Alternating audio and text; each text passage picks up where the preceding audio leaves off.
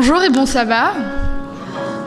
Je vous dis quand même bonjour pour cette belle journée, on a du soleil. J'aimerais savoir s'il y a des nouveaux venus ici à l'église pour la première fois. Non. Ah oui, bonjour. On vous accueille et bonjour et bon sabbat. Et voilà. Du coup, je vous invite à vous lever pour qu'on puisse chanter et commencer ce sabbat ensemble.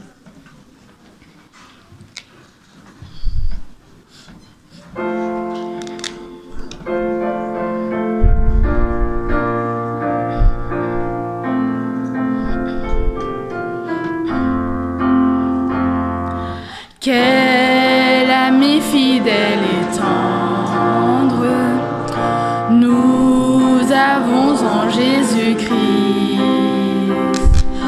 toujours prêt à nous entendre, à répondre à notre cri. Il connaît nos défaillances, nos chutes de chaque jour, sévère en ses exigences, il est riche en son amour. Quel ami fidèle et tendre nous avons en Jésus-Christ, toujours prêt à nous comprendre quand nous sommes en souci. Disons-lui toutes nos craintes, ouvre-lui tout notre cœur. Bientôt ses paroles saintes nous rendront. Quel ami fidèle et tendre nous avons en Jésus-Christ, toujours prêt à nous défendre quand nous presse l'ennemi. Il nous subit l'humilié, nous entoure de ses bras, et c'est lui qui tient l'épée, qui décide des combats. Amen. Prions. Notre Père Céleste, quel ami fidèle qui est comme toi ici sur terre. Nous sommes venus, enfants, adolescents, adultes, vieux et vieilles, pour te rendre gloire. Nous sommes venus pour te soumettre nos péchés, pour que nous puissions être pardonnés. Nous sommes venus, Seigneur, pour te donner nos angoisses, pour que, Seigneur, tu puisses nous soulager. Nous voulons, Seigneur, que tu puisses être parmi nous, alors que nous allons passer ce moment avec toi. Nous prions pour tous ceux qui ne sont pas ici, pour des causes diverses que tu connais, parce que tu vois tout. Il y a des malades, il y a des gens effectivement qui sont angoissés, qui ne peuvent pas venir, et qui ont divers problèmes, Seigneur. Nous voulons que, par ton Saint-Esprit, tu puisses, Seigneur, les protéger, les encourager. Et nous voulons, Seigneur, prier pour tous ceux qui prient aujourd'hui dans le monde entier et qui invoquent ton nom, pour que, Seigneur, tu exauces nos prières. Nous voulons, Seigneur, te mettre entre tes mains Alcimar qui va parler de ta part, que, Seigneur, tu puisses aider ses lèvres, que tu puisses continuer à l'inspirer. Nous voulons, Seigneur, que le moment que nous allons passer ici en écoutant ta parole et les programmes qui vont suivre nous changent et qu'ils nous instruisent dans la justice, qu'ils nous convainquent de nos péchés, qu'ils nous puissent nous repentir. C'est au nom de Jésus que je prie. Amen. je vous invite à rester debout pour ce chant aussi. Dans Donner les gloires, le 68.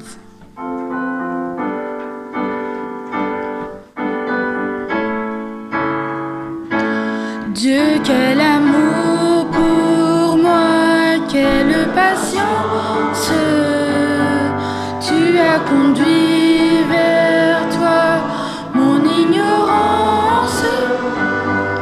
Comment pouvais-je alors saisir ce que ton cœur voulait m'offrir?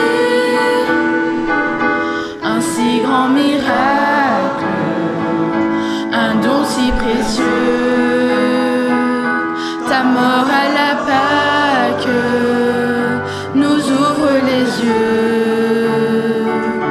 Ton salut remplace ma condamnation, ton péché s'efface par ta rédemption.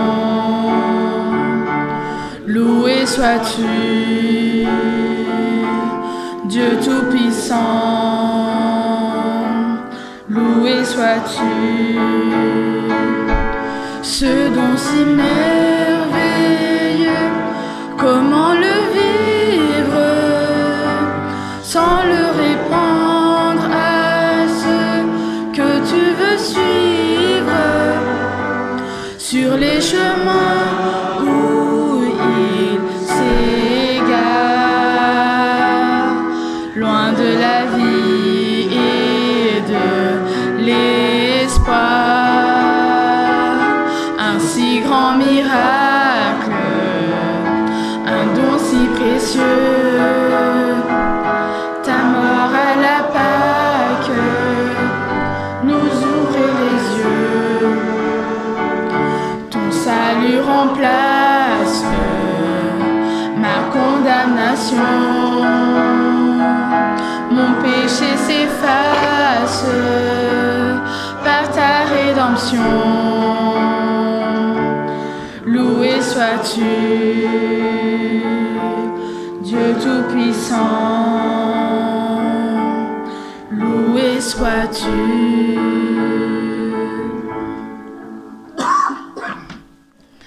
Voilà, ce chant, je l'ai choisi parce que parfois, on oublie que durant les soucis, on peut tourner les yeux vers Jésus et que c'est lui qui a la réponse, parfois pour le calme, dans la tempête, et qu'il faut seulement se retourner vers lui et lui vous trouvera le chemin de la réussite et de votre calme et de votre paix.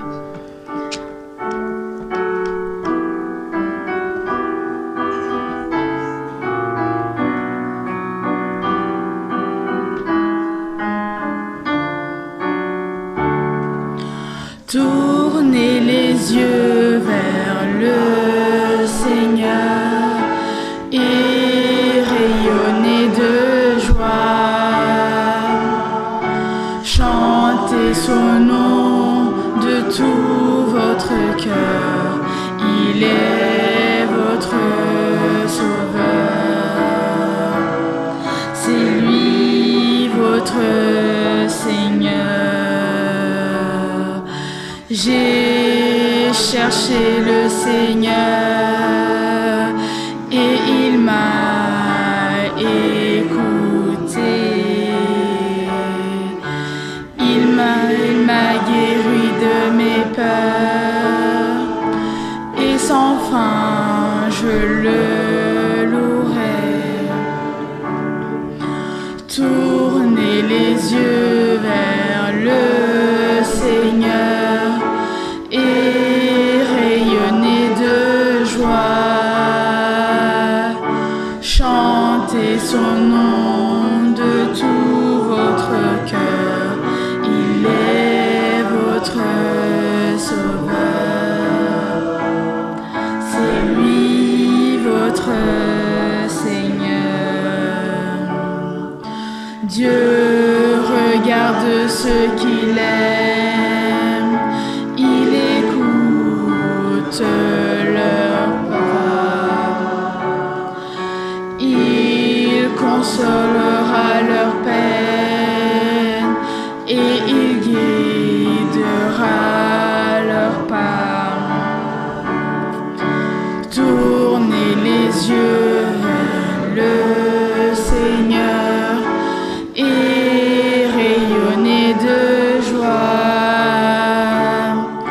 Chantez son nom de tout votre cœur, il est votre sauveur. C'est lui votre Seigneur. Ceux qui cherchent le Seigneur ne manqueront de rien.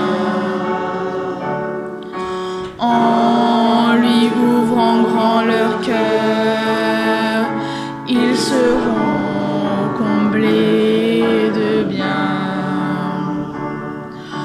Tournez les yeux vers le Seigneur et rayonnez de joie.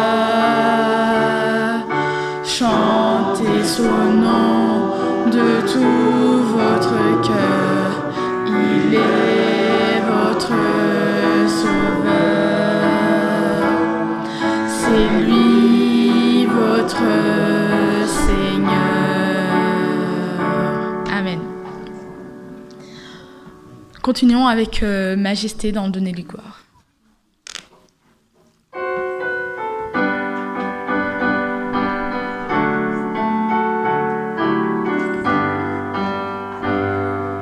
Majesté, à lui la majesté, à Jésus soit louange, honneur et gloire.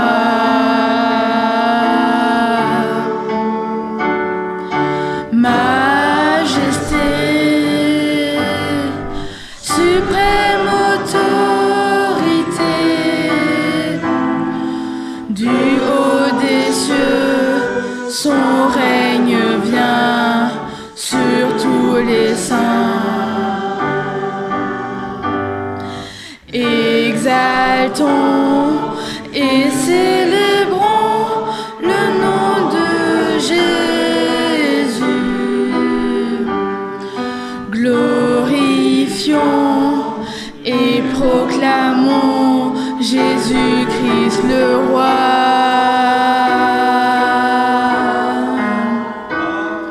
Majesté,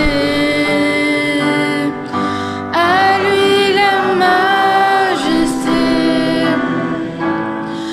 dans notre cœur, Christ le Sauveur, régnant Seigneur. Amen. Vous pouvez vous asseoir.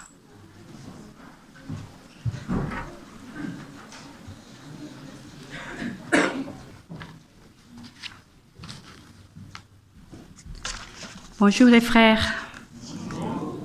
Avant, j'aimerais quand même faire une prière, une courte prière, juste pour qu'on puisse un peu se concentrer sur le message. Seigneur, merci pour ton amour, ta grâce. Merci pour ce chant merveilleux que tu nous as donné. Merci que tu as donné la capacité à des personnes d'avoir le don du chant, le don de chanter, de te louer, t'adorer. Et j'aimerais, Seigneur, te demander que tu pardonnes mes péchés, que tu me rends digne devant toi pour parler de toi. Merci pour ton amour, ta grâce, pour Jésus, au nom de Jésus. Amen. Voilà. Donc, je voulais vous poser une question avant de commencer. Est-ce que vous savez quel est l'organe, celui qui peut-être qui sait déjà, ne va pas trop vite, comme ça les autres peuvent réfléchir 2 minutes. Quel est l'organe qui ne grandirait pas à l'âge adulte? Un tout petit peu seulement. Et on l'a déjà depuis la naissance et il ne grandit pas trop. Est-ce que vous savez? Quelqu'un le sait? Vous avez une idée? Ne dis pas trop, je te dis de ne pas dire trop vite. Après, je reviens vers toi. Oui? Si vous parlez parfois, je ne vous entends pas. Les yeux? Oui, c'est les yeux. Voilà, Basile, c'est les yeux. Et je vais vous demander aussi, si vous connaissez qu'est-ce que c'est une tache aveugle.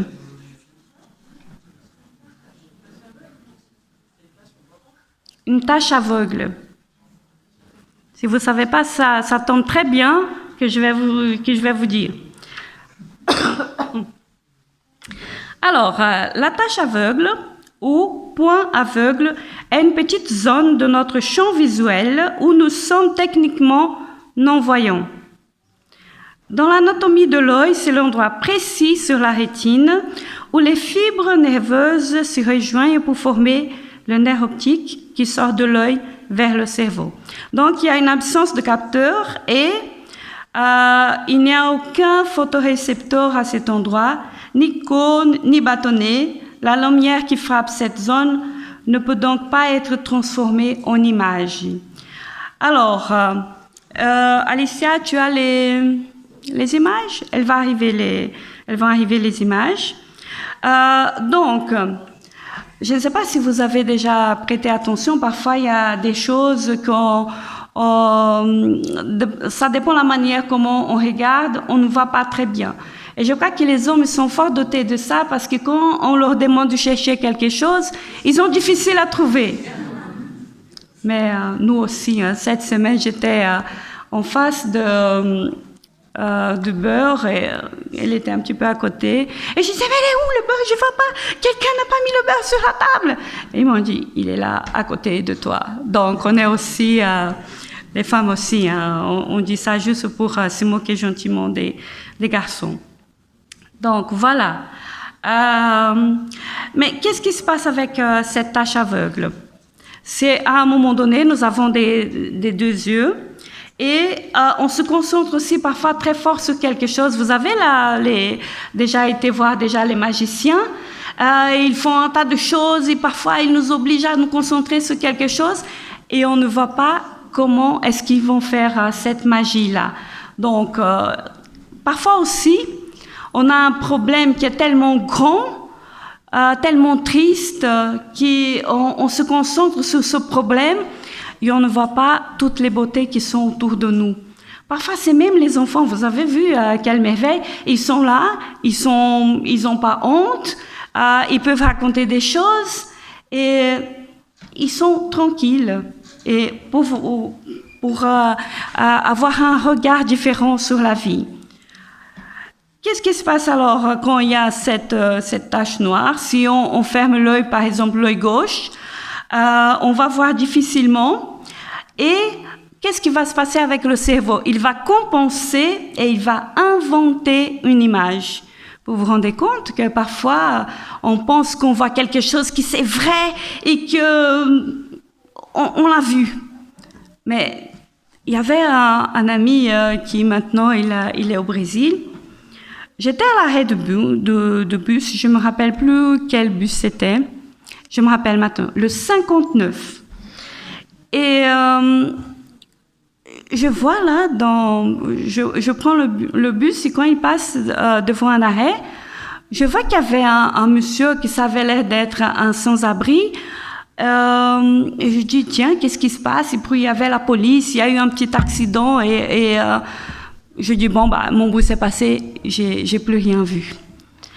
Et le soir, en parlant avec cet ami et sa femme, je raconte l'histoire. Je dis, oui, c'était étrange parce qu'il y a eu cet accident et ils étaient là et ce monsieur-là, ce sans-abri, il avait difficile et son accident, je ne sais pas parce que je n'ai pas vu l'accident, mais j'essayais un peu de faire appel à tout ce que j'avais vu et il m'a dit, ah, mais cet homme, c'était moi. C'était mon ami qui a eu cet accident et quand il était là dans l'abribus, la police lui posait des questions. Il devait faire un rapport écrit pour après aller à la police. Et je me dis, mais comment c'était toi? Il a dit, oui, j'ai eu un petit souci. Il m'a expliqué tout et c'était lui. Mais je le connaissais je le connaissais très bien, mais à ce moment-là, avec tout ce que je devais regarder, la police et les gens et le bus où j'étais, il y avait trop d'informations et je ne l'ai pas reconnu, mon ami. Donc, je vous ai dit qu'il y a une compensation quand nous ne voyons pas très bien. Le cerveau, il va faire un remplissage pour un peu gérer toutes les choses. Et on se pose alors la question, quelle est notre manière de voir les choses? Est-ce que la tâche aveugle ajuste notre manière physique de voir, de ressentir et de percevoir? Tu la lis? Non, elle vient pas, c'est pas grave. C'était des images où on voyait une tâche et on voyait notre manière de voir avec ce que nous avons dans nos yeux. On a un ajustement en permanence. On est éclairé, on est orienté, et quelquefois on peut être stabilisé ou déstabilisé. Ça dépend comment nous regardons les choses et comment est-ce que l'angle de nos yeux y sont. On va voir quelques personnes dans la Bible qui ont dû ajuster leur manière de voir, leur manière de se positionner, de regarder, et on fait ça tout le temps. On regarde comment quelqu'un est habillé, on fait un petit scanner. C'est bien, c'est pas bien, j'aime pas, oh là là, elle a exagéré dans ça, il a exagéré dans ça. Mais si en plus il y a une tâche que quelqu'un a mangé, je sais pas, spaghetti, café qui est tombé, ou une sauce, je sais pas, confiture, on a vite fait notre scanner et on a déjà donné notre verdict. On a jugé, c'est comme ça, c'est comme ça. Parfois c'est les cheveux, ou peu importe. Mais nous avons vite notre jugement et notre verdict, on a eu déjà notre conclusion. En Genèse 3:6, on commence d'abord Genèse 1:27. Dieu vit alors tout ce qu'il avait fait, c'était très bon. Il y eut un soir, il y eut un matin, le 6e jour. Genèse 1:27 nous raconte cela. Alors, Genèse 3:6, on voit la femme, Ève, qui vit l'arbre.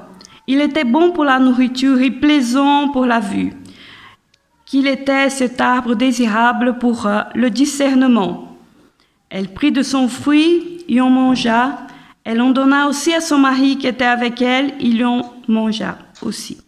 Leurs yeux à tous les deux s'ouvrirent et ils surent qu'ils étaient nus. Abraham avait une vision que Dieu lui avait donnée. Il lui a montré ce qu'il allait lui donner, toutes les promesses, et il lui a expliqué comment il fallait faire. Abraham, il a fait comme Dieu a demandé qu'il le fasse, et il a commencé déjà à marcher. On a eu un autre personnage, Isaac. À un moment donné, il avait perdu la vue. Qu'est-ce qu'il a fait? Il a décidé qu'il était vieux, très âgé, et qu'il allait mourir. Qu'est-ce qu'il a fait? Il a invité Ésaü à aller chercher quelque chose de la nourriture pour pouvoir le bénir. Et vous connaissez l'histoire de tout ce qui s'est passé à ce moment-là. Et combien de temps il a vécu encore? Est-ce que quelqu'un le sait? Combien? 60 ans après cet épisode? On peut vérifier après. Pardon?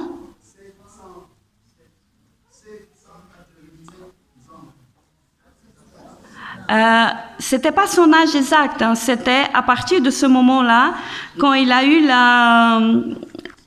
allait bénir les enfants, Ésaü dans le cas, et c'est à partir de ce moment-là, il a encore vécu quelques années. Il me semble que c'était dans les 20 ans, quelque chose comme ça. Pour vous montrer qu'il avait décidé déjà qu'il était vieux, qu'il ne voulait plus vivre, qu'il allait bientôt mourir. Et après ça, il a vécu encore beaucoup d'années. Mais on a su ce qui s'est passé avec les deux frères, la confusion que ça a commencé avec ça. On avait Abraham aussi, Lot, qui ont décidé de ne plus marcher ensemble. Et ils ont décidé de choisir quel était le chemin le mieux pour ça. Et on va lire ici dans le verset 11. Et à Lot qui a choisi pour lui tout le district du Jourdain est parti vers l'est. C'est ainsi qu'ils se séparèrent l'un de l'autre. Abraham s'installa en Canaan, Lot s'installa dans les villes du district il déplaça ses tentes jusqu'à Sodome. On connaît après la suite aussi. Il avait vu qu'il y avait un endroit qui était très beau. Et il dit, écoute Abraham, tu prends celui-là et moi je prends le chemin que je trouve qui c'est très beau, qui c'est agréable à mes yeux. Et on se sépare à partir de ce moment-là. Voilà. Jean 1, 47, nous avons une autre histoire. Il y a Jésus qui vit Nathanaël venir à lui. Et il dit de lui, « Voici un véritable Israélite en qui il n'y a pas de ruse, en qui il n'y a pas de faute. » Et au verset 48, il y a Nathanaël qui reprit ceci. « Rabbi, c'est toi qui es le roi d'Israël ?»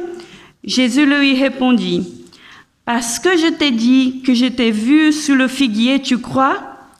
Tu verras des choses plus grandes encore. » Et il lui dit, « Amen, amen, je vous le dis, vous verrez le ciel ouvert et les anges de Dieu monter et descendre sur le Fils de l'homme. » Quelquefois, nous avons l'impression que Dieu ne nous voit pas. Quelquefois, nous avons l'impression que nous sommes invisibles. Vous voyez, je ne sais pas si vous vous êtes déjà aperçu. J'ai travaillé quelque temps dans le nettoyage et c'est vrai que nous sommes invisibles. On ne nous voit pas, vous pouvez nettoyer, passer par-ci, par-là. Mais si jamais il y a quelque chose qui manque, s'il y a quelque chose de travers, alors à ce moment-là, on va vous voir. C'est de ta faute, c'est toi qui as fait, cette chose-là, c'est mal faite. Donc, ici, ce n'est pas dans ce sens-là, c'est dans le sens que Jésus, il a vu Nathanaël. Avant qu'il arrive, il savait déjà qu'il était sur le figuier. Alors, n'ayez pas crainte. Si vous pensez que Jésus ne te voit pas, que vous venez à l'église, que vous partez, que vous avez l'impression d'être l'homme invisible ou la femme invisible, ce n'est pas le cas. Jésus, il te voit toujours, tout le temps, quoi que vous fassiez.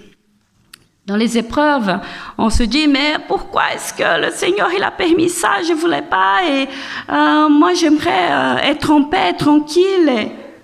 Et l'épreuve, elle vient pour nous aider. Pour, voilà, l'image, et après Alicia montrera l'autre. L'épreuve, elle vient pour nous aider, pour comprendre certaines choses qu'on ne serait pas capable de comprendre autrement. Et la plupart du temps, le problème, c'est notre orgueil. Parce que si nous étions vraiment morts comme avec le Christ dans le baptême, alors on ne sentirait plus les pics. Mais comme nous sentons tout le temps les pics, les mauvais regards, les jugements, les critiques et tout ça, alors ça veut dire que nous ne sommes pas complètement morts parce que nous ressentons encore toutes ces choses.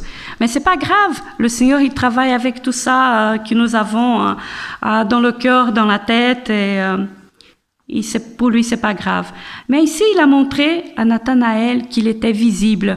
Et Nathanaël, il a vite compris que le Seigneur le voyait. C'est beau de voir ça. Nous avons aussi l'histoire que Daniel a racontée, que Zachée, il voulait voir Jésus de tout son cœur. À un moment donné, il ne se sentait plus bien. L'argent qu'il avait, ça ne compensait pas, ça ne lui rendait pas heureux, parce que sinon, il aurait continué dans sa vie. Et il va pour voir Jésus. Et à ce moment-là, la rencontre, elle se fait. Jésus le voit, il lève les yeux, il voit Zachée. J'imagine qu'il s'est déjà levé le matin et de se dire, aujourd'hui, je vais rencontrer Zachée. Parce que Zachée, il veut changer de vie, il veut me voir. Et vous savez, quand il y a la rencontre avec les yeux, comment est-ce que les jeunes, ils appellent ça?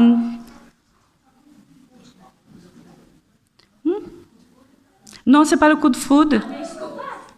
Non, quand les jeunes se voient qu'il y a le contact avec les yeux, là, voilà. Donc, parfois, ce n'est pas que les amoureux, parfois c'est autre chose. Hein. Tu vois que quelqu'un t'a regardé avec déjà des mauvais yeux et on commence déjà à flipper. Donc, on revient ici.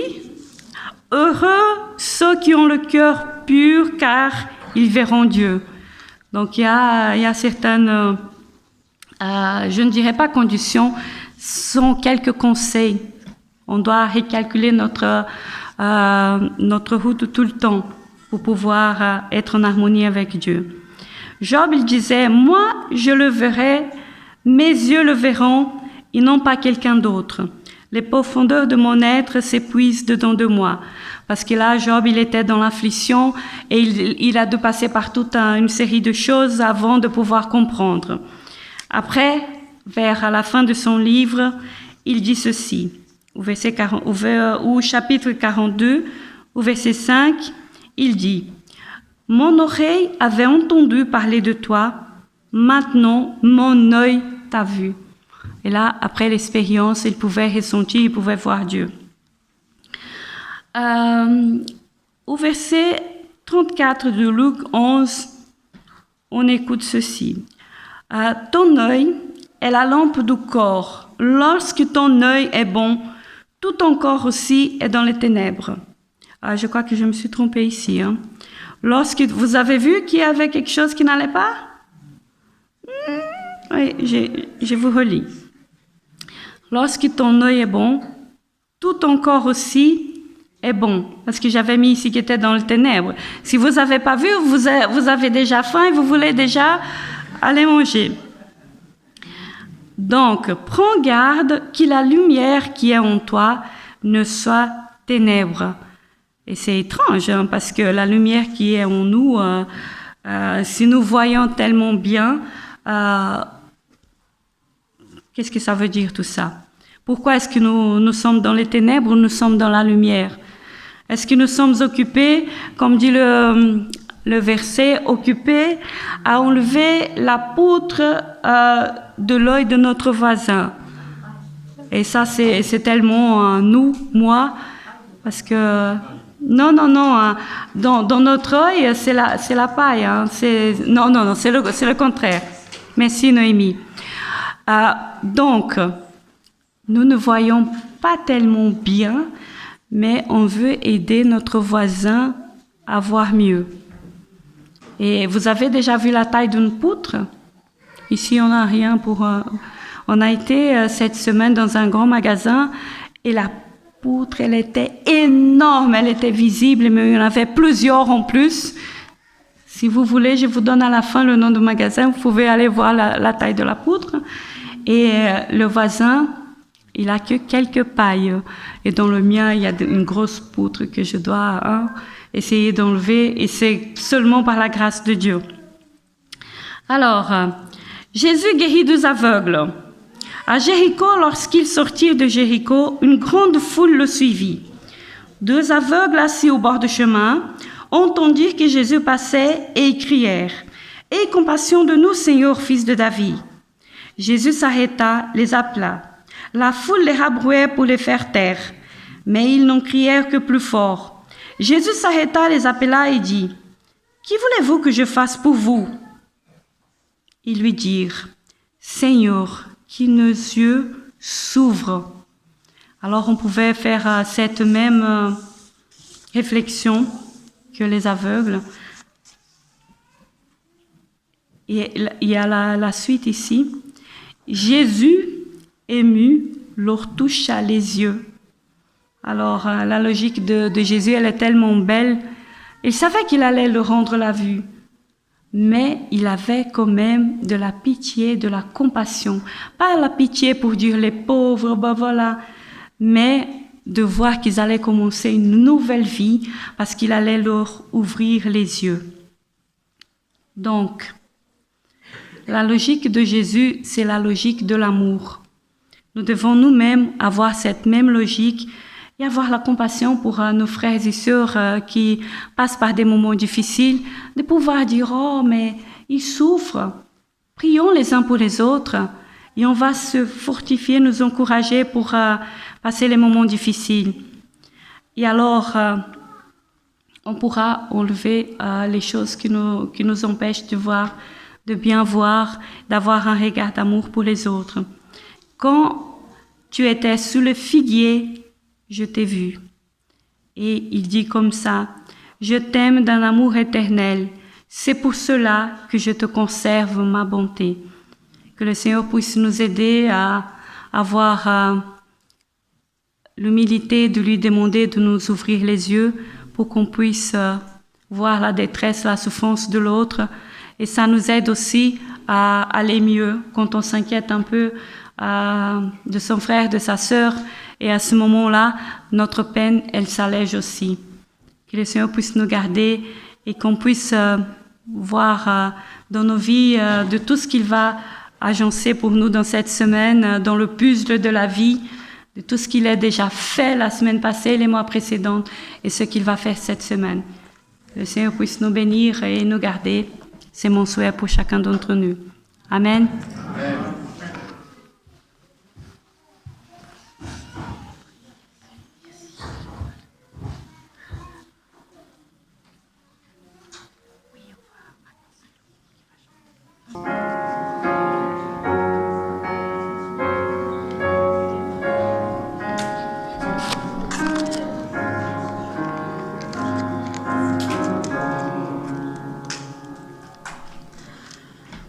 Bonjour et merci Alismar pour cette belle prédication qu'on apprend à regarder même si nos yeux sont mauvais et qu'on peut regarder ce que l'autre traverse et partager les moments de bonheur et de malheur aussi. Et aussi pour ce chant, c'était vraiment très beau. Je vous invite tous à vous lever pour qu'on continue les chants et qu'on passe tous un bon sabbat.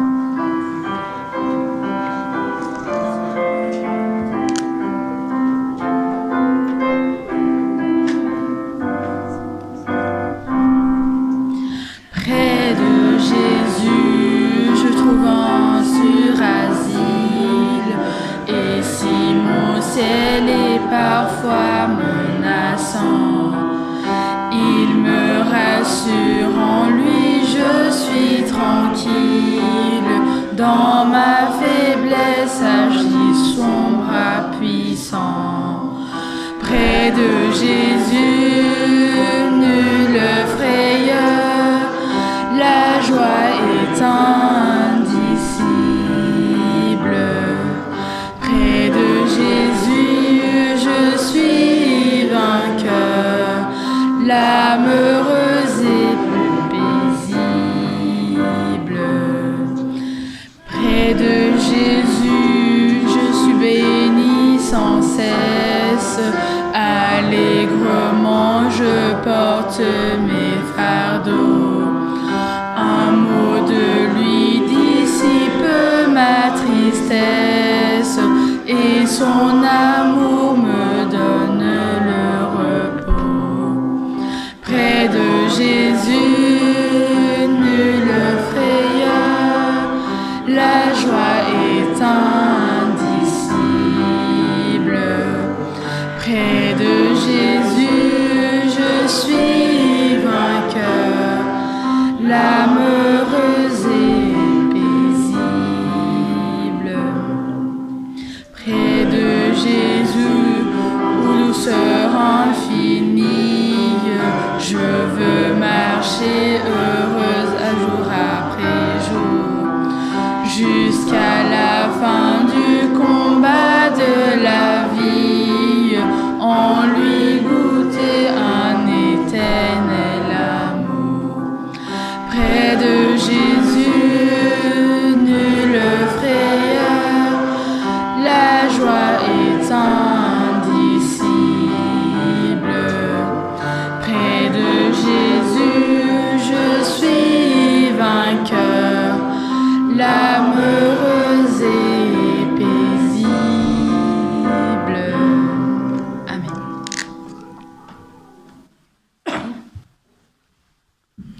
Prions notre Dieu. Seigneur, tu nous donnes la force, tu nous donnes la joie et tu nous donnes aussi un chemin. Tu as des projets pour nous. Tu as aussi un chemin tout tracé depuis le début de l'humanité pour qu'on puisse être sauvé par Jésus. Et cette prédication, ce n'est pas, Seigneur, pour affliger les membres ou pour pointer des choses qui ne sont pas bonnes pour le moment, mais seulement pour donner l'espoir, pour donner ta vision à toi. Nous avons besoin, Seigneur, de ça. Nous avons besoin de fixer nos yeux sur ton visage et tu vas nous le rendre aussi, ce regard. Tu vas nous voir aussi, Seigneur, sous le figuier, avec nos luttes, avec nos défis, avec des choses que nous devons aussi laisser en arrière et aller vers toi, avec ce ciel qui tu nous as promis, d'aller aussi avec la joie, la paix, tout ce que nous voulons, Seigneur, pour nos vies, pour nos enfants, pour nos familles. Aide-nous, Seigneur, à ouvrir les yeux et à les garder bien ouverts pour que tu puisses nous montrer comment, tel que tu es. Et tu nous as promis aussi qu'un jour, on allait voir comment nous sommes en réalité, parce que notre regard est aussi obscurci par beaucoup de choses, des problèmes, par des déceptions, par des échecs ou autre chose, peu importe. Parfois aussi, c'est le deuil qui frappe à notre porte. Mais nous savons que tu es là et nous avons confiance. Merci, Seigneur, pour cet amour immense. Aide-nous à le comprendre et à le vivre. Je te prie, Seigneur, au nom de Jésus. Amen.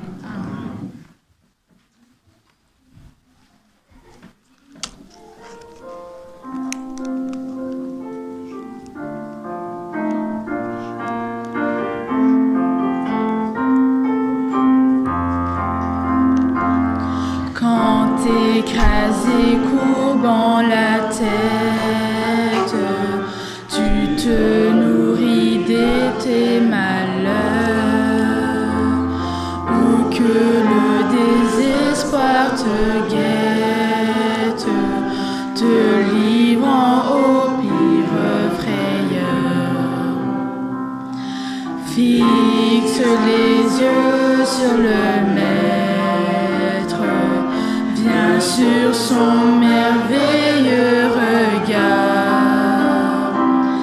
et tu seras dans tout ton être vivifié, pour lui mis à part. Quand sur l'océan ta nacelle se remplit des flots écumants, lorsqu'autour de toi tout chancelle, que tout te manque en un instant. Fixe les yeux sur le Maître, viens sur son merveilleux regard,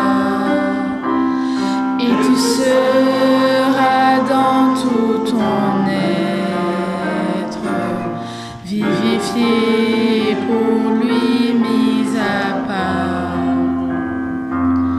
Quand ton cœur même devient tiède, en perdant ton premier amour, quand le péché caché t'obsède,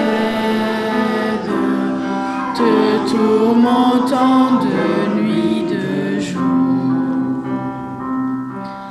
fixe les yeux sur le Maître, viens sur son merveilleux regard,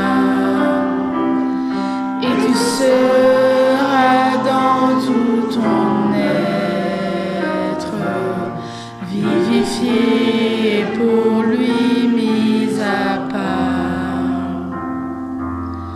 Quand affaibli se perd courage dans ton service pour Jésus, quand lassé du pèlerinage, ton œil ne le discerne plus. Fixe les yeux sur le Maître, viens sur son merveilleux regard, et tu seras dans tout ton être vivifié, pour lui mis à part. Amen. Je vous propose Lamentation de Jérémie, le chapitre 3, versets 22 et 23 pour nous accompagner cette semaine. Les bontés de l'Éternel ne sont pas épuisées. Ses compassions ne sont pas à leur terme. Elles se renouvellent chaque matin. Oh, que ta fidélité est grande. Que Dieu vous bénisse et bonne semaine à tous. À la prochaine.